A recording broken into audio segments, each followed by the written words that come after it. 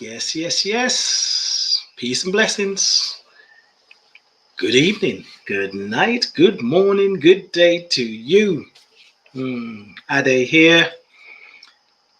Just wanted to share a quick thought. So I'll wait a little, wait for people to come in. That always makes sense. But I'm afraid to say I won't be long because sometimes when I say that, I end up being here for 30 minutes or almost an hour. And I'm not trying to do that. This is not the podcast. Maybe it's a TED talk. Let's just make sure that um, Facebook BTC account. Why does that make me think that's Bitcoin? I'm sure it is. Hello. I want to make sure I'm streaming on the sound anyway. And then I'm just going to share what I need to share and I'm going to pop off. Move on to the next assignment, the next task. Let's see. Let's see, folks showing up. Yep, there we go. Let's see. Ask. Okay, good. So, sound. Hey, hey, hey, let me know who you is. Let me know who you are. Where you listening from? I got a question. I got a thought that I want to share. Yes. Share in the chat room. Let me see who you are.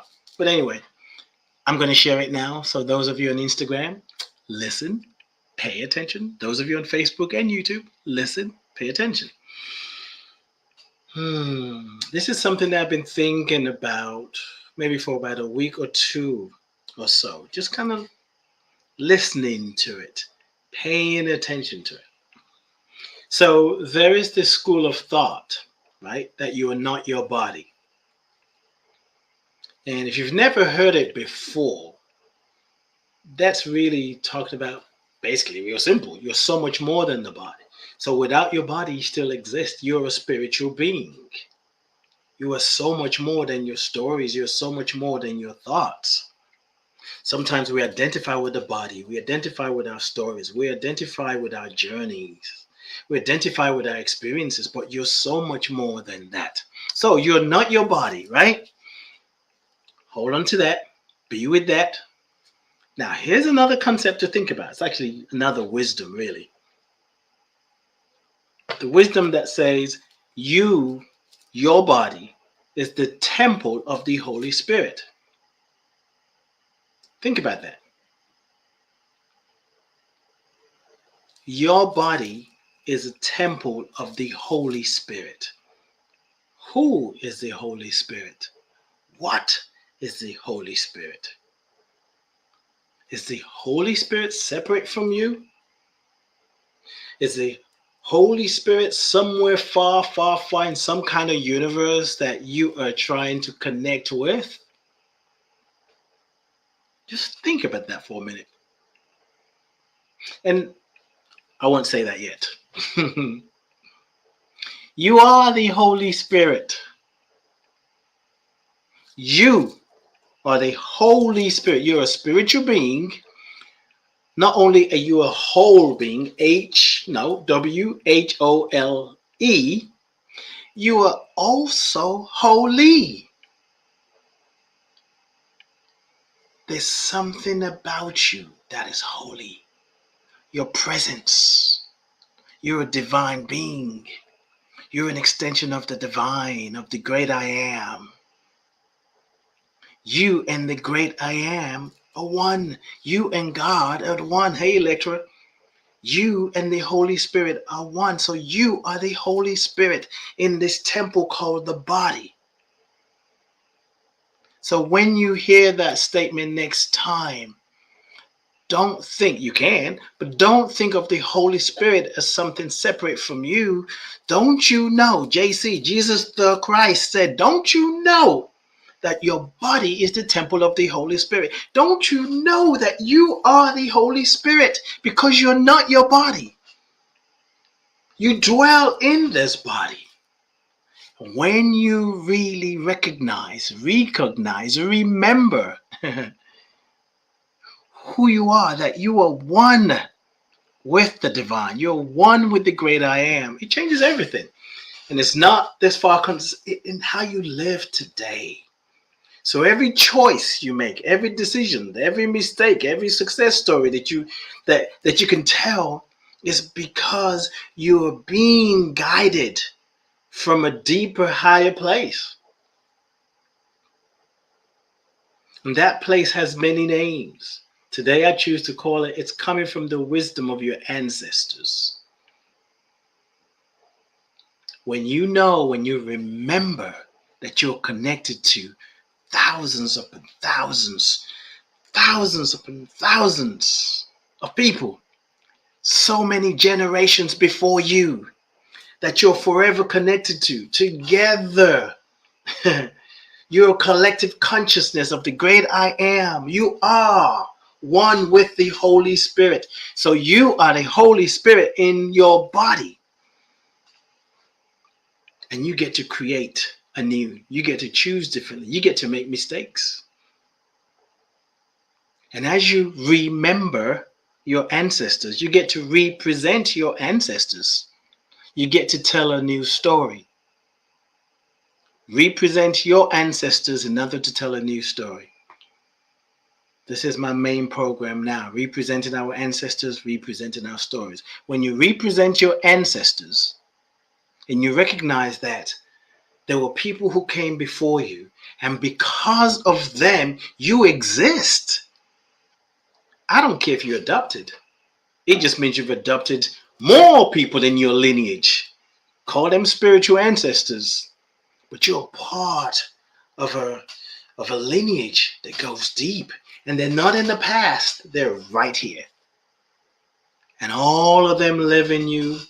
And you as a spiritual being, in connection with the ancestors, the people that have lived before you, who passed life on to you, you create this thing called holiness. And when you recognize your holiness, you remember that you are the Holy Spirit in the body. So don't take yourself for granted. Honor who you are. Make mistakes. Change your story. Heal your story. And be willing to do things differently. If one thing is not working for you, change it. You're a spiritual being. It doesn't matter if you think you're spiritual enough. All of that that's just a mental activity. So all I got to say is, Kevin, that's a different name. Thank you, Kevin. It's a different name. I'm sure people call you Kevin quite easily. Yes. The Holy Spirit is the breath. So when you catch an inspiration,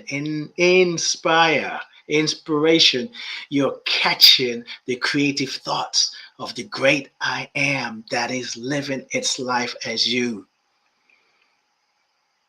Yep, gotta hear your story. It's up to you. You don't like what's going on in the world? You get to heal it because you are the Holy Spirit. It's up to us. It's up to us, and we must be willing to do things differently. Doesn't matter what you're seeing, what you're observing, whether it's war, whether it's injustice, whether it's oppression, whether it's violence, whatever, however violence is showing up, you can make a difference because you are the Holy Spirit. Even JC said the Trinity, the Father, the Son, the Holy Spirit. Here's something to think about. And then I'm going to jump off. The Father, the Son, and the Holy Spirit. So let's turn that around a little bit. Maybe it's the Father, the Holy Spirit, and the Son. And if we play around with that a little bit more, maybe it's the Father, the Mother. So maybe the Holy Spirit is the feminine energy, and the Father is the masculine energy, and the Son represents children. The expressions of the masculine and feminine coming together. Do you ever ask yourself, why is it that when they talk about the prophets or the people who created religion, they're always males? It's Jesus, Muhammad, Buddha. What are the other ones? Krishna? I think that's a man being. What happened to the women? They usually, they're people who live in the body and just making a difference. Mother Teresa. When you think of Martin Luther King Jr., Reverend Dr. Martin Luther King Jr., He gets the props. And not to say these people, well, the ones that I know, didn't do great work. But what about the wives who had to stay home? And you're thinking of Coretta Scott and what she had to go through. Why as a society don't we celebrate the women who sometimes are leading the cause? And they trying to tell us no woman, not one, is worthy enough to create some sort of spiritual group, some religion after? Jesus, Buddha, Muhammad, Krishna, who else? It's the duality of oneness. The two must come together. So maybe those who did the tweaking that they did, they said, rather than say the father, the mother, and the son representing children, the offspring, the birthing, when the masculine and feminine comes together, we can't do that. We'll just call it the Father and the Holy Spirit. Just something to think about. But wherever you land, understand that you can breathe life into your experience, that you can recreate your story as you represent your ancestors. You catch a new understanding of who you are, that I am so much more. I am so much more than even what happens to my ancestors. In fact, I can carry forward. I can move forward with the things that they couldn't accomplish. So they pass it on to me. And I'm responsible. I have a responsibility to birth the dreams, the vision that they carry, because my body is the temple of the Holy Spirit. So no more excuses. No more I can't. Let it be. Let it be. Let it be. Let it flow through you. Trust. Even when you're afraid. Even in that space when you're feeling vulnerable. When you're feeling scared or nervous. That's not a reason to stop. Find somebody who can kind of hold you and step outside your comfort zone and be the light. Can you believe it? I kept it under 15 minutes, but I'm going to shut up now because if I keep talking, I'll be saying some more.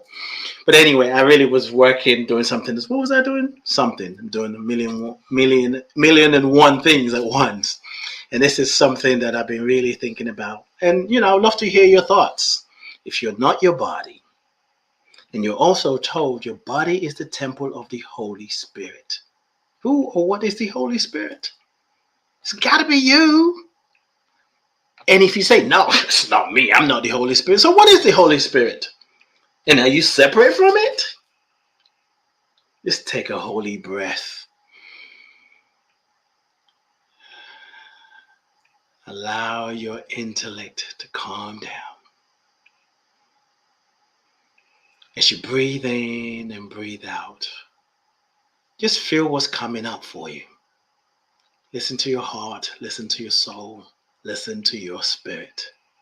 And your spirit will tell you, indeed, you are the Holy Spirit in a physical body.